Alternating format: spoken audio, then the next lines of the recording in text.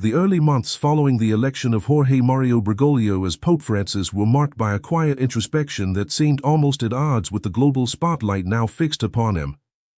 Thrust into the heart of the Vatican, surrounded by centuries of accumulated magnificence and the intricate workings of the Catholic Church, the new pontiff charted a course defined by remarkable simplicity. He famously eschewed the opulent apostolic palace, the traditional residence of popes, choosing instead the far more modest accommodations of the Casa Santa Marta, a guest house within Vatican City. This decision spoke volumes, signaling a preference for the human scale, for closeness, for a life less insulated by grandeur and more attuned to the everyday pulse of existence. He sought the simple, the tangible, the direct connection that had defined his ministry in Buenos Aires. Yet, even within the relatively cozy environment of Santa Marta, surrounded by staff and the rhythms of prayer and administration, an unexpected void made itself felt. It wasn't the loneliness of isolation, perhaps, but rather a deeper solitude, a subtle disconnect from the textures of ordinary life he had known so intimately. Neither the solemnity of prayer nor the weight of diplomatic duties could entirely fill this space. Echoes of his past life lingered, the familiar aroma of morning coffee drifting through Buenos Aires streets, the casual greetings with ordinary faces, the grounding reality of engaging directly with the living, the vulnerable, the fragile. This undercurrent of nostalgia, a quiet longing for uncomplicated connection, pulled at him. It was this feeling that led Pope Francis, one quiet afternoon, to seek solace in a discreet stroll through the Vatican's inner gardens. Accompanied only by the profound silence of the place, he walked among pathways lined with leafy trees and past ancient fountains murmuring with history. It was a world away from the pressures of his office, a space for quiet contemplation. As he moved through this serene landscape, something unexpected arrested his attention, something small and easily overlooked against the backdrop of sculpted greenery and weathered stone. Huddled near the base of a column, as if deposited there by mistake or perhaps guided by an unseen hand of destiny, lay a dog.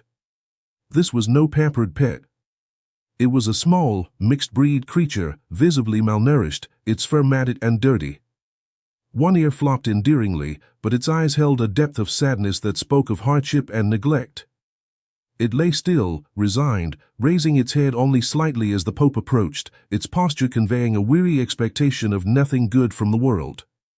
Francis stopped, his gaze fixed on the small animal.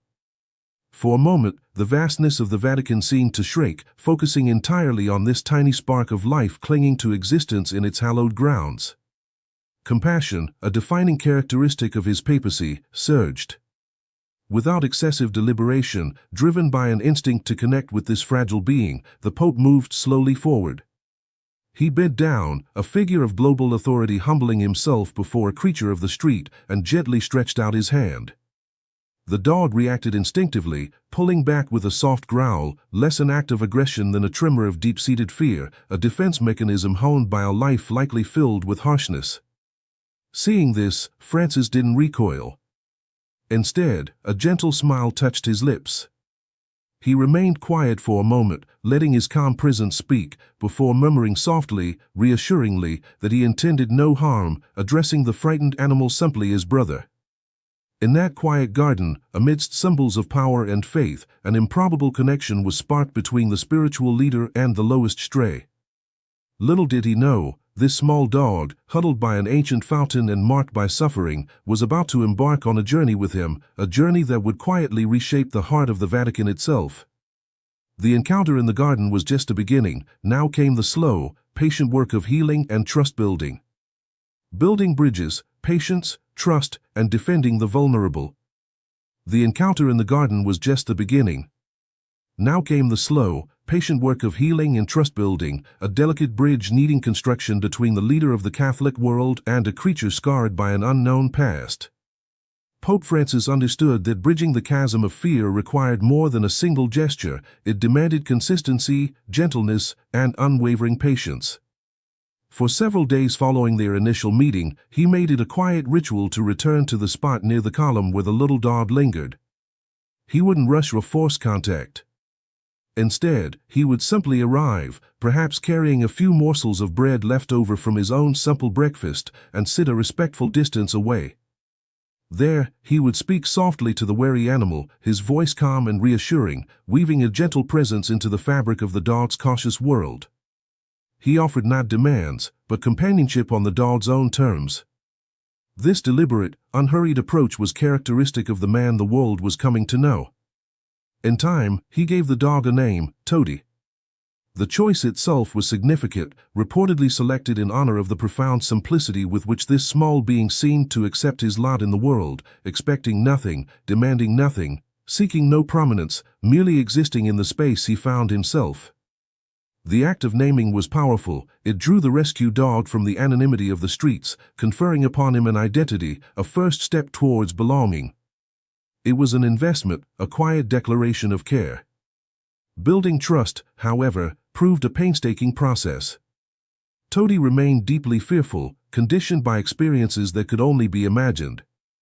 He would often shrink back if Francis moved too suddenly, and the low growl, though soft, was a constant reminder of the defenses he felt compelled to maintain. It was clear that the wounds Toti carried were not merely physical malnutrition but deep emotional scars.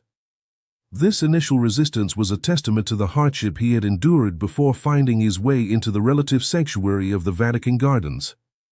Patience was paramount. Francis seemed to understand this intuitively, respecting the dog's need for space while persistently offering gentle reassurance. As the days turned into weeks, the Pope's unusual interest did not go unnoticed within the orderly confines of the Casa Santa Marta. The Vatican staff, accustomed to centuries of established protocol and the quiet decorum surrounding the pontiff, began to observe these regular garden visits. Understandably, concerns arose. Murmurs about hygiene surfaced, the practicalities of having a stray animal, likely carrying the dirt and potential parasites of the streets, so close to the papal residence. Questions of protocol were inevitably raised. It was highly unconventional, to say the least, for the Pope to be dedicating personal time and attention to a rescued animal in this manner. The situation presented a minor but palpable disruption to the predictable rhythms of Vatican life. Faced with these understandable concerns from his household staff, Pope Francis responded not with dismissal, but with what was described as firm tenderness. He acknowledged the practical points but gently, yet resolutely, reframed the issue. His defense of Toti's presence transcended simple affection for an animal. It became a profound theological statement, a living parable. He insisted, linking the tangible act of caring for this one creature to the core tenets of his faith. If they, within the very heart of the Church, had no room for one small, wounded being, how could they claim to have room for Christ himself? This powerful assertion effectively shifted the perspective, elevating the care of Toti from a matter of convenience or protocol to an embodiment of essential Christian values, compassion, mercy, and the recognition of dignity in the most vulnerable. Slowly, almost imperceptibly at first, Francis's unwavering patience began to yield results. The fear in Toti's eyes, though still present, lessened slightly. He stopped retreating quite so readily. Then came the first tentative signs of connection. Toti began to watch the Pope with a different kind of attention, perhaps curiosity mingling with the caution. A significant breakthrough occurred when the dog started to follow Francis during his walks, not closely, but maintaining a prudent distance, a silent acknowledgement of the Pope's consistent, non-threatening presence. It was a shadow of companionship, a fragile tendril of trust beginning to sprout. The most defining moment in these early stages, however, arrived unexpectedly. During a time of private prayer in the intimate chapel within Santa Marta, a sanctuary of quiet contemplation for the Pope, Toti ventured inside. Hesitantly at first, then with more confidence, he approached the kneeling figure of Francis and quietly sat down at his feet. It was a simple act, devoid of fanfare, yet profoundly meaningful. For Francis, this gesture felt like a silent blessing, an affirmation whispered not in words but in presence. It signaled that the walls of fear were truly beginning to crumble, that Toti was starting the long journey towards healing in trust. The culmination of this initial phase of bridge building arrived dramatically one rainy night. Finding Toti shivering miserably near an entrance, exposed to the elements, Francis acted without hesitation. In a gesture of extraordinary tenderness and symbolic weight, he gently wrapped the small, trembling dog in his own white papal coat, shielding him from the cold. He then carefully lifted the dog and carried him inside, bringing him directly into his personal room. This was the first time Toti had slept under the same roof as the Pope, the first time he had been brought fully across the threshold from the uncertainty of the outdoors into the heart of Francis's personal space. Having crossed this threshold, Toti was now, officially and symbolically, a resident of Santa Marta, bringing with him not just his quiet presence and deep-seated wariness, but the potential for unforeseen lessons and transformations within its ancient walls. The dog who lived at Santa Marta, lessons in love and resilience. Having crossed the threshold into Casa Santa Marta, Toti was now officially a resident, but adapting to the rhythms and confines of Vatican life presented a new set of challenges for the former street dog. The transition from the unpredictable openness of the streets to the structured environment of enclosed walls, long, echoing hallways, and the constant presence of human voices was not immediate or easy. This new world was utterly alien. Every unexpected sound could put him on high alert. Every sudden movement might trigger memories of a past life marked by hunger, fear, and potential harm. His initial adaptation was fraught with anxiety. He often sought refuge by hiding under furniture, a small shadow seeking security in enclosed spaces. Physical contact remained something he largely avoided, reserving any tolerance for closeness almost exclusively for Pope Francis, the source of his rescue and continued reassurance. These first days inside created a subtle tension among the Vatican staff at Santa Marta. Accustomed to the residence's quiet orderliness and strict protocols, the presence of a nervous, sometimes skittish, rescue dog was undeniably a disruption. Toti's wariness and instinct to disappear under tables or shy away from approaching figures required a level of awareness and adjustment not previously demanded. Pope Francis, however, met this challenge with the same patience that characterized his initial approach in the gardens. He actively advocated for Toti, asking the staff for understanding and time. He gently reminded them that Toti came from the outdoors, implying a life lived by different rules and marked by hardship. Perhaps, Francis suggested, they were the ones who needed to learn from Toti's courage and resilience, rather than expecting the traumatized animal to conform instantly to their well-ordered world.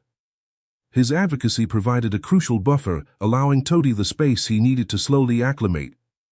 Life, however, inevitably brings unscripted moments. One day, perhaps feeling a flicker of security or simply caught up in a moment, Toti was running with uncharacteristic excitement down one of the polished corridors. In his path was an employee carrying a tray laden with coffee. A collision ensued, the employee stumbled, the tray clattered to the ground, coffee splashing across the floor. A moment of stunned silence and awkwardness followed. The employee, flustered, quickly apologized. But the incident provided an opportunity for those less comfortable with Toti's presence to voice their concerns more pointedly. Perhaps, some suggested, it was time to keep the dog confined to a specific area to prevent further disruptions or accidents. Pope Francis witnessed the entire event. He moved first to help the employee gather himself, then bent down to gently caress the startled Toti. With a calm smile that disarmed the tension, he posed a simple, profoundly human question to the small group that had gathered, who among us hasn't crossed someone's path out of sheer joy? A ripple of soft laughter went through the staff, the mood instantly relaxed. This incident, handled with grace and gentle humor by Francis, became a quiet turning point, helping to soften attitudes and foster a growing affection, even among the most initially rigid staff members, for the dog with the deep, soulful eyes. While Toti was gradually finding acceptance within the immediate circle of Santa Marta, his presence inevitably sparked rumors and commentary within the wider Vatican structure. News travels fast in such circles, and the idea of the Pope having a rescued stray as a close companion ruffled feathers in some more conservative sectors of the clergy. Murmurs began about the perceived inappropriateness of a common dog inhabiting a sacred residence. Concerns were voiced, even among some cardinals, that this association could detract from the necessary solemnity and carefully cultivated image of the papacy. The presence of a dog, particularly one plucked from the streets, didn't fit neatly into traditional expectations. Pope Francis listened to these criticisms calmly, without apparent defensiveness. He didn't engage in direct debate or issue directives silencing the dissent. Instead, he chose, as he often did, to respond indirectly, weaving his perspective into the fabric of his spiritual teaching. In his next morning homily, without specifically mentioning Toti or the ongoing murmurs, he spoke eloquently about the parable of the Good Shepherd, the shepherd who relentlessly seeks out and refuses to abandon even the smallest, most vulnerable lamb of his flock. He reflected thoughtfully that sometimes a small, seemingly insignificant, wounded being can illuminate the nature of God's unconditional love more effectively than volumes of complex theological treatises. The message, though subtle, was clear. Compassion for the vulnerable, in whatever form it appeared, was central to understanding divine love. After that homily, the direct questioning about Toti seemed to cease. With acceptance slowly solidifying, Toti truly became part of the fabric of Pope Francis's daily routine. He was a quiet shadow, a constant presence. He would accompany the Pope during his hours of reading, often settling at his feet. He'd be nearby during phone calls, a silent witness to conversations that shaped world events. He slept in his own small bed near the Pope's desk, a fixture in the pontiff's private quarters. His companionship was unobtrusive yet deeply felt. One evening, as Francis knelt in prayer, Toti approached him and gently placed his head upon the Pope's hands.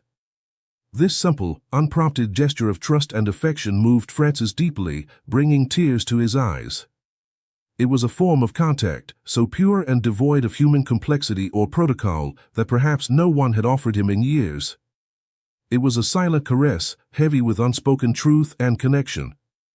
The ripple effect of this unique companionship began to extend beyond the Vatican walls. A few days later, a letter arrived from a young boy back in Francis's native Argentina. The boy had seen a photograph of the Pope petting a dog and felt moved to write. He thanked Francis for loving animals, sharing that he, too, had rescued a dog from the street. He added a touching detail, "My mom says he looks like Jesus when I hug him." Francis read the letter in silence, the simple words resonating deeply. He carefully placed the boy's letter inside his personal Bible, a place reserved for things held precious. It was perhaps in that moment, holding the child's heartfelt message, that Francis fully grasped the wider significance of his bond with Toti. What he was experiencing was more than just personal solace or the quiet joy of animal companionship. Without intending it, his relationship with this rescued dog had become a living testimony, a message of compassion and connection that was reaching and touching hearts across the globe. Santa Marta was no longer just a residence, it had transformed into a genuine home, made warmer and more complete by the presence of this unlikely canine resident. Their unique bond had become a quiet cornerstone of life there, a testament to love found in unexpected places. But time, as it does for all, continued its inexorable march, preparing to introduce new seasons and shared challenges into their journey together, challenges that would further test and reveal the depth of their connection and the resilience forged in Toti's difficult past. Seasons of change, navigating aging and illness side by side. Their unique bond had become a quiet cornerstone of life at Santa Marta, a testament to love found in unexpected places. But time, as it does for all, continued its inexorable march, bringing new seasons and shared challenges, revealing more about the resilience forged in Toti's difficult past and testing the strength of their connection.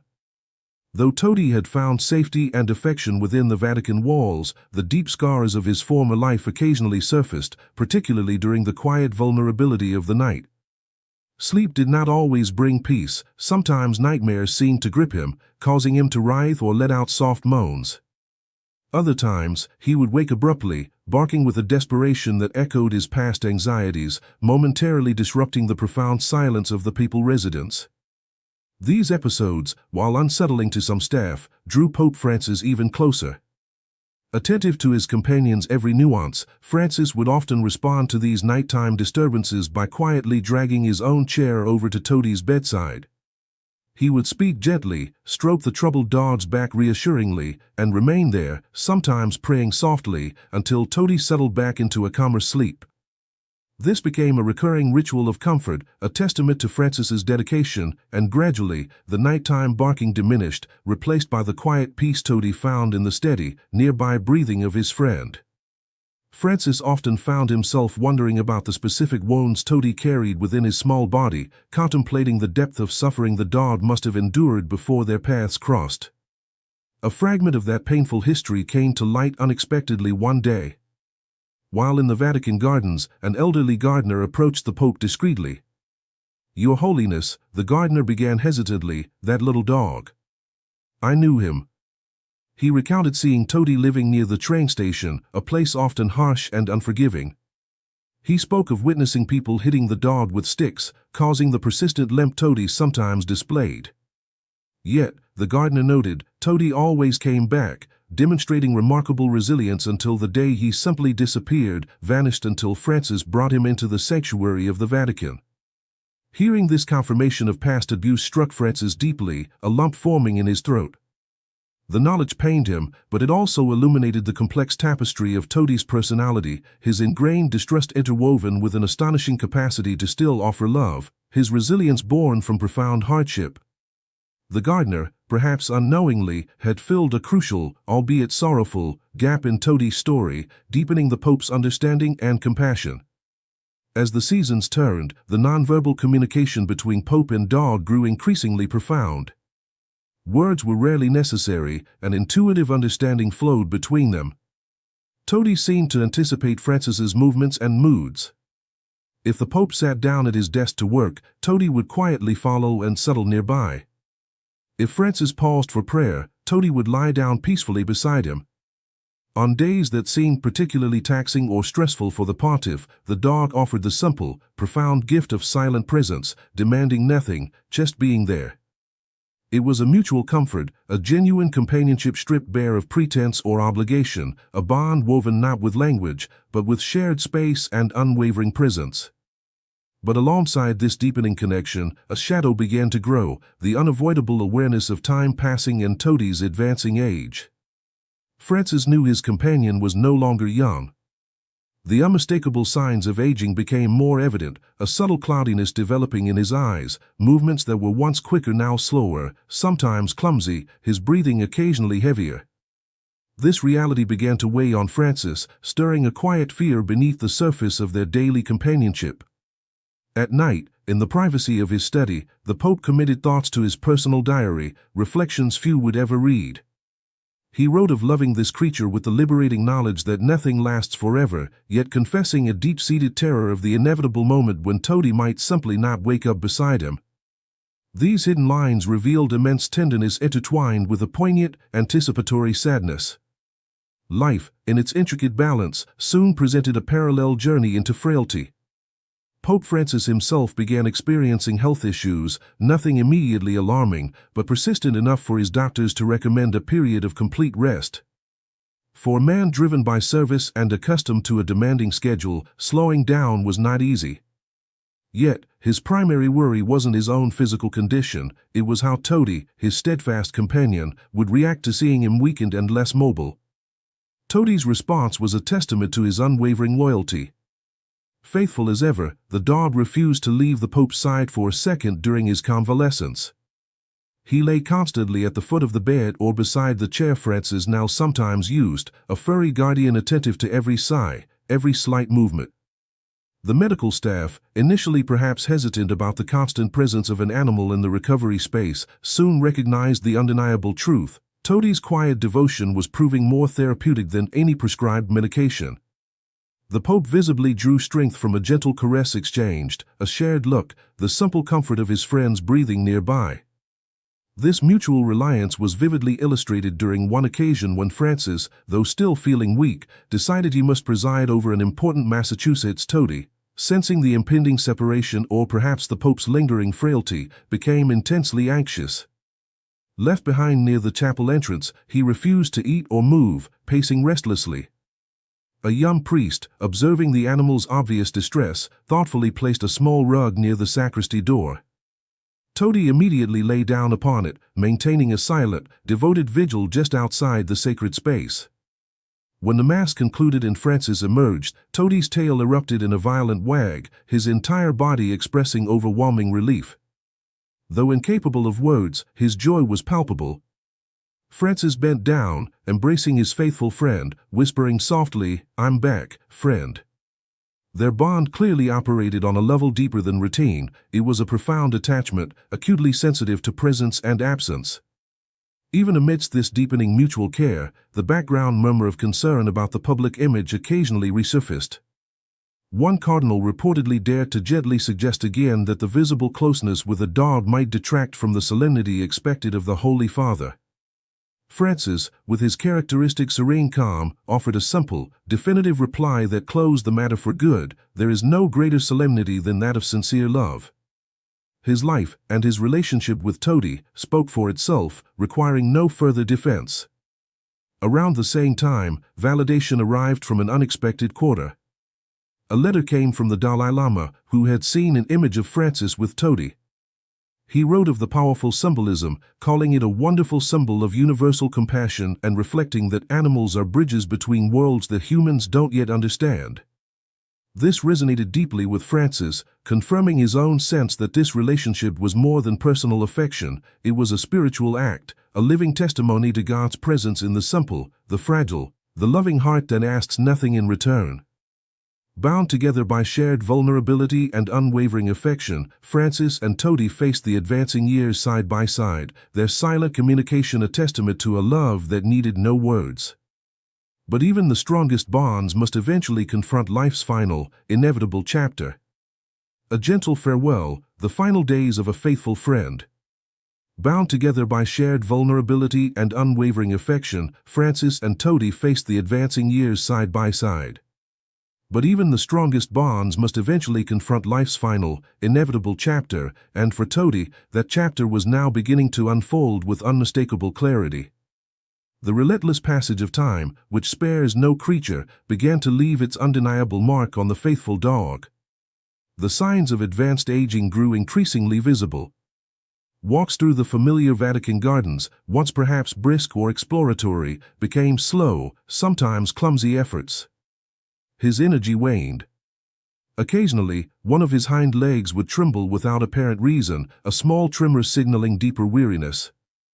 Watching this gradual decline, Pope Francis felt his own heart grow heavy, his gaze filled with a profound tenderness now tinged with undeniable concern. The reality of Toti's increasing frailty settled upon him. With characteristic attentiveness, Francis sought practical ways to ease his companion's physical struggles.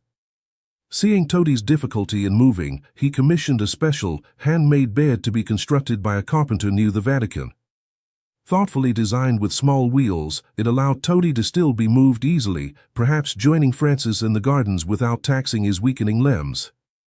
The first time Toti used this bed, Francis accompanied him gently through the gardens, the image poignant. Two figures, advanced in their own seasons of life, sharing the quiet dignity of the last leg of a long, shared journey. This tender care, however, could not entirely shield Francis from the emotional weight of witnessing his friend's decline. A profound sense of helplessness began to creep into his heart, a difficult burden for anyone watching a beloved companion fade. Sometimes, observing Toti sleeping deeply, a wave of fear would wash over him, the quiet dread that this sleep might be his last. This constant, low-level anguish manifested as a silent melancholy, a subtle shift in his demeanor noticeable even as he meticulously carried out the demanding duties of his office.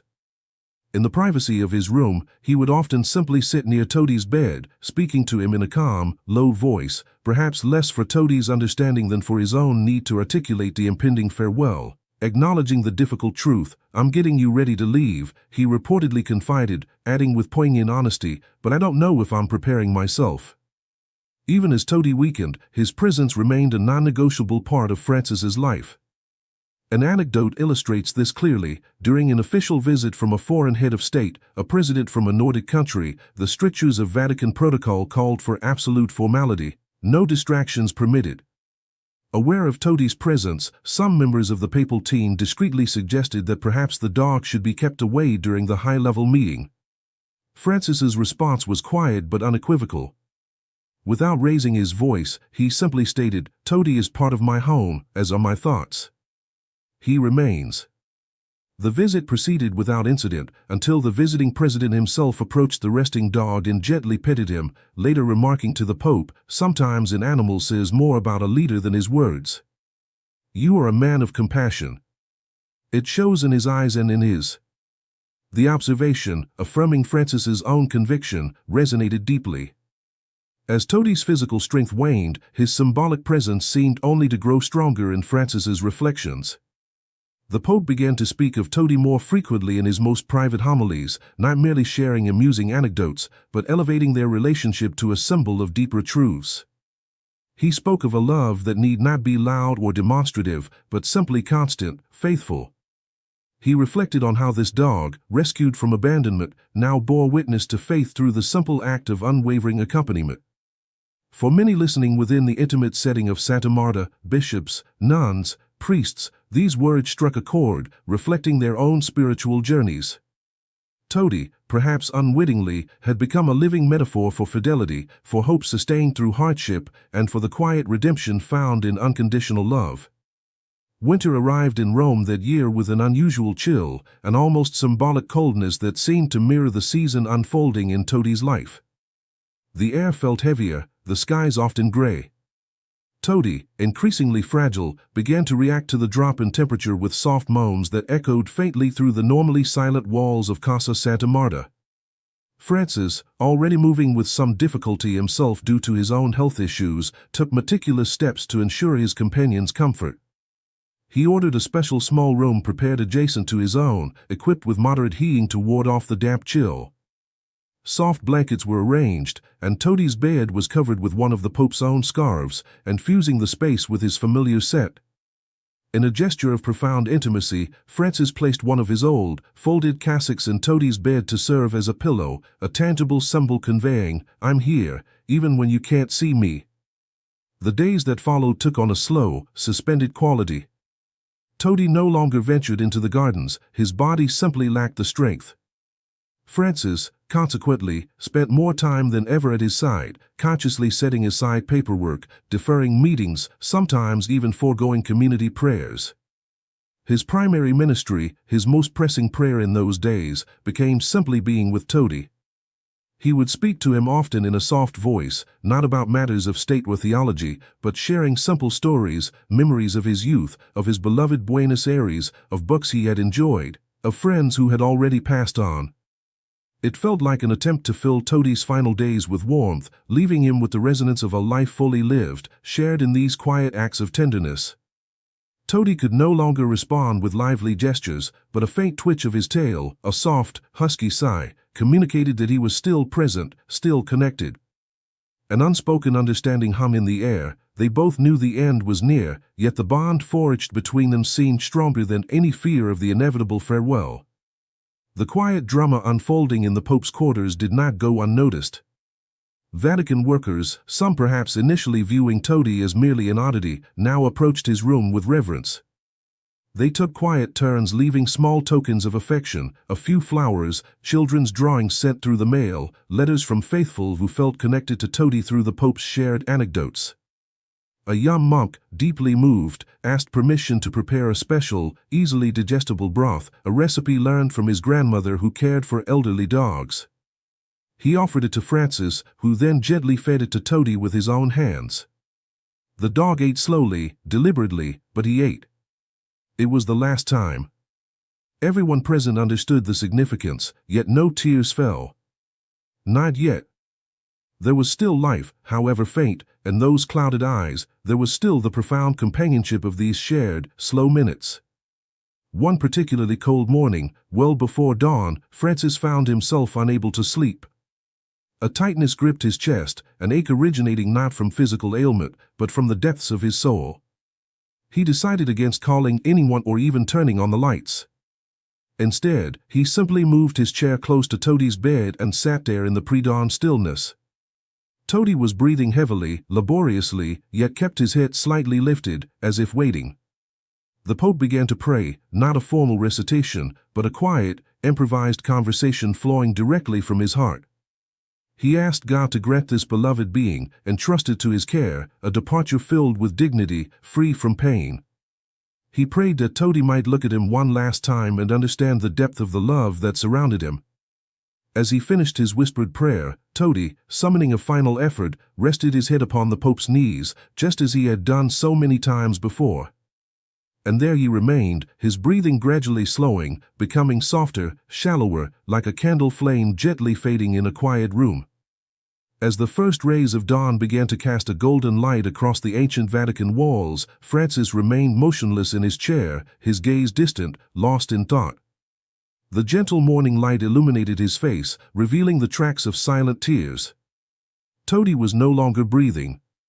He had passed peacefully, his journey ended, his head resting faithfully on the lap of the man who had offered him refuge, a name, and ultimately, an irreplaceable place in his heart. The man who had offered healing to millions had, in turn, found healing in the quiet love of this rescued dog. There were no cries, no outward displays of uncontrolled grief, only a silence so profound it seemed to halt time itself. Francis lowered his own head, resting it gently upon his friend's still form. "Thank you for waiting for me," he whispered. "Fly safe. You have already fulfilled your mission."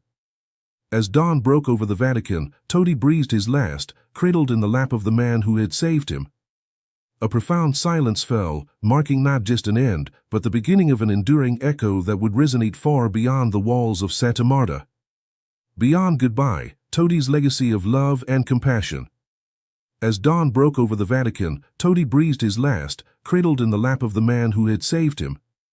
A profound silence fell, marking not just an end, but the beginning of an enduring echo that would resonate far beyond the walls of Santa Marta. That morning, an almost palpable quietness hung over the papal residence. The usual routines continued, yet the absence of Toti's familiar presence, the quiet padding of paws, the occasional sigh from his favorite resting spot, created a noticeable void. No bells needed to ring, no official announcement was necessary, everyone seemed to understand, sharing in the unspoken grief that permeated the atmosphere. For Pope Francis, the moment was one of deep, quiet sorrow. Holding his companion's still form, his whispered farewell encapsulated years of shared affection. "Thank you for waiting for me. Fly safe. You have already fulfilled your mission." The grief was personal, profound, yet soon it would ripple outwards. Later that same morning, the Mass celebrated in the intimate St. Martha's Chapel felt different. It was unusually brief, and Pope Francis set aside the formal homily structure. Instead, breaking distinctly with protocol, he spoke directly from his heart, his voice perhaps thick with emotion but clear in its sincerity. He didn't preach doctrine, he shared his loss. He spoke of a cherished friend, explicitly naming Toti, describing him as one who wore no cassock, held no office, yet taught invaluable lessons about fidelity, lessons, he implied, perhaps deeper than those found in many theological treatises. He called Toti a silent reflection of God's tenderness in his life. The small congregation, staff, clergy, regulars at Santa Marta fell into a deep silence. Some lowered their gaze, others closed their eyes, moved by the unexpected vulnerability and raw honesty of the pontiff. It wasn't a performance of grief, but an authentic expression, beautiful in its sincerity, demonstrating that even the highest office does not insulate one from the universal pain of losing a beloved companion. Returning to his rooms, still processing the finality of the loss, Francis made an unusual request. He asked that Toti be allowed a final resting place within the Vatican's private gardens, specifically near a particular ancient olive tree where they had often spent quiet afternoons together. Granting burial within the Vatican walls, particularly for an animal, was certainly unconventional. Yet, given the depth of the bond witnessed by all at Santa Marta, the request was approved without question, a testament to the unique place Toti held. What followed was not a formal funeral service, but rather a simple, sacred farewell. Pope Francis, seated in his chair, accompanied the small wooden coffin containing Toti's body to the chosen spot beneath the olive tree. A small, intimate group gathered, a few loyal employees who had cared for Toti, 2 monks, the nurse who had recognized Toti's therapeutic value. Poignantly present was also a special guest, the young son of one of the Vatican gardeners, who had previously written a letter expressing his affection for the Pope's dog and had asked to say goodbye. Francis allowed the child to place a single flower on the coffin, a white daisy, known to be the Pope's favorite. As the final spadefuls of earth covered the small grave, Francis recited softly, not a standard liturgical prayer, but words imbued with personal meaning, "You are dust, but you left light." Inevitably, news of Toti's death and the unique burial arrangements leaked to the press.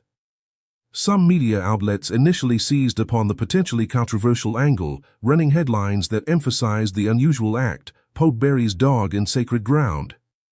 There was speculation about breaches of protocol or inappropriate sentimentality. However, the anticipated scandal failed to materialize. Instead, the public reaction was overwhelmingly positive and deeply empathetic. Social media platforms filled not with criticism, but with messages of gratitude towards Francis for his compassion. People shared photos of their own rescued animals, offered prayers for the Pope's comfort, and wrote editorials celebrating the inherent spirituality of interspecies affection and the simple theology of care. Toti's story resonated globally, becoming a powerful symbol. For many, it represented a more human, accessible, and feeling church, one led by a man unafraid to show love and grief for a humble creature. Francis, true to form, offered no direct response to the media coverage or the public outpouring, reportedly only offering a quiet smile when a cardinal later remarked, "Your Holiness, Toti has preached without saying a word." The days immediately following the burial felt strange within Santa Marta. The routines continued, the Pope's wheelchair remained a necessity, his duties were fulfilled, but an essential element felt missing. Francis initially avoided passing too close to the garden spot where his friend rested. But memory and connection persisted.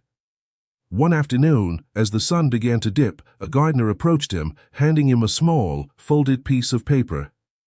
It was the drawing made by the young boy who had attended the burial. The simple sketch depicted a smiling Pope Francis standing next to a dog adorned with angel wings. Below the drawing, the child had written, "Thank you, Toti, for taking care of the Pope when no one else could."